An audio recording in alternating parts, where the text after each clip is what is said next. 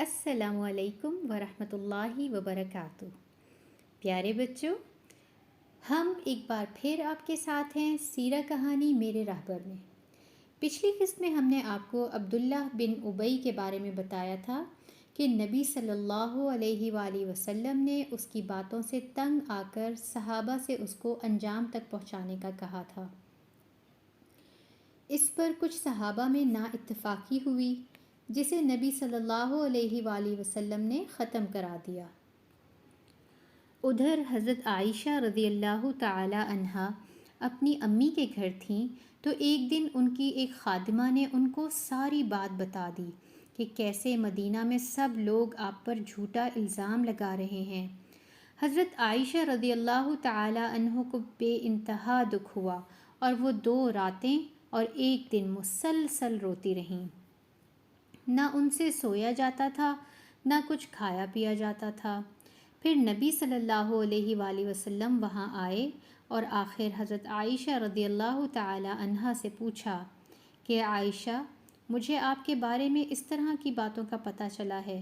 اگر آپ نے ایسا نہیں کیا تو جلد ہی اللہ آپ کے بارے میں ضرور بتا دیں گے، اور خدا نہ خواستہ آپ سے اگر کوئی گناہ ہو گیا ہے تو پھر آپ اللہ سے معافی مانگیں اور توبہ کریں، کیونکہ بندہ جب اپنی غلطی مان لیتا ہے اور اللہ سے توبہ کرتا ہے تو اللہ اس کو ضرور معاف کر دیتا ہے۔ اسی وقت حضرت عائشہ رضی اللہ تعالی عنہا کے آنسو رک گئے، اور پھر حضرت عائشہ رضی اللہ تعالی عنہا ذرا بھی نہ روئیں۔ انہوں نے اپنے امی ابو سے کہا کہ نبی صلی اللہ علیہ وآلہ وسلم کی باتوں کا جواب دیں، مگر ان کے امی ابو کو کچھ سمجھ نہ آئی کہ ہم کیا کہیں۔ پھر عائشہ رضی اللہ تعالی عنہا خود ہی بولیں کہ اللہ کی قسم، میں جانتی ہوں کہ یہ بری بات سنتے سنتے آپ لوگوں کے دلوں میں اچھی طرح بیٹھ گئی ہے اور آپ لوگوں نے اسے بالکل سچ سمجھ لیا ہے۔ اس لیے اب اگر میں یہ کہوں کہ میں نے ایسا کچھ نہیں کیا اور اللہ اچھی طرح جانتا ہے کہ میں نے واقعی کچھ نہیں کیا، تو آپ لوگ میری بات کو سچا نہ سمجھیں گے، اور اگر میں یہ کہوں کہ میں نے واقعی گناہ کیا ہے اور اللہ خوب جانتا ہے کہ میں نے ایسا نہیں کیا، تو آپ لوگ میری بات ٹھیک مان لیں گے۔ ایسی صورت میں وہی بات کہوں گی جو حضرت یوسف علیہ السلام کے ابو نے کی تھی۔ بچوں، آپ کو پتہ ہے نا، حضرت یوسف علیہ السلام کو ان کے بھائیوں نے گم کر دیا تھا اور کنویں میں پھینک آئے تھے، تو ان کے والد نے فرمایا تھا فَصَبْرٌ جَمِيلٌ وَاللَّهُ الْمُسْتَعَانُ وَعَلَى مَا تَصِفُونَ۔ ترجمہ: بس صبر ہی بہتر ہے، اور تم لوگ جو کچھ کہتے ہو اس پر میں اللہ کی مدد مانگتا ہوں۔ اس کے بعد حضرت عائشہ رضی اللہ تعالی عنہا چپ ہو کے ایک طرف لیٹ گئیں۔ اسی وقت حضرت جبرائیل علیہ السلام اللہ کا پیغام لے کر آئے۔ نبی صلی اللہ علیہ وآلہ وسلم اللہ کا پیغام وصول کرنے لگے اور سب لوگ چپ ہو گئے۔ سب جانتے تھے کہ اس وقت نبی صلی اللہ علیہ وآلہ وسلم کے پاس فرشتے جبرائیل علیہ السلام اللہ کا پیغام لے کر آئے ہوئے ہیں۔ جب جبرائیل علیہ السلام یہ پیغام دے کر چلے گئے تو نبی صلی اللہ علیہ وآلہ وسلم مسکرا رہے تھے، اور آپ صلی اللہ علیہ وآلہ وسلم نے حضرت عائشہ رضی اللہ تعالی عنہا سے کہا، اے عائشہ، اللہ تعالیٰ نے بتا دیا ہے کہ تم سچی ہو۔ حضرت عائشہ رضی اللہ تعالی عنہا کے ماں باپ بہت خوش ہوئے، اور حضرت عائشہ رضی اللہ تعالی عنہا کے ماں باپ نے حضرت عائشہ رضی اللہ سے کہا کہ عائشہ، اٹھو اور اپنے خاوند کے پاس آؤ۔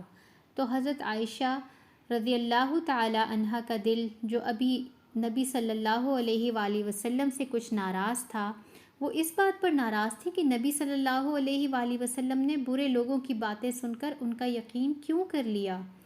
چنانچہ حضرت عائشہ رضی اللہ تعالی نے کہا کہ میں تو ان کی طرف نہیں آؤں گی، بلکہ اپنے اللہ کی تعریف بیان کروں گی۔ بس پھر اس کے بعد نبی صلی اللہ علیہ وآلہ وسلم اور حضرت عائشہ رضی اللہ تعالی عنہا کی صلح ہو گئی۔ حضرت عائشہ رضی اللہ تعالی عنہا بہت خوش ہو گئیں، اور مسلمان بھی بہت خوش ہو گئے کہ حضرت عائشہ رضی اللہ تعالی عنہا کا مسئلہ حل ہو گیا ہے۔ بچوں، اس بارے میں جو فرشتے جبرائیل علیہ السلام پیغام لائے تھے وہ سورہ نور میں موجود ہے۔ اگر کبھی آپ پڑھیں تو آپ کا دل خوش ہو جائے گا کہ کیسے اللہ تعالیٰ اپنے بندوں کی مدد فرماتے ہیں۔ یہ آیات سورہ نور میں اس طرح ہیں: اعوذ باللہ من الشیطان الرجیم، ان الذین جاءوا بالافک عصبۃ منکم لا تحسبوه شرا لکم بل هو خیر لکم لکل امرئ منهم ما اکتسب من الاثم والذی تولى کبرہ منهم له عذاب عظیم۔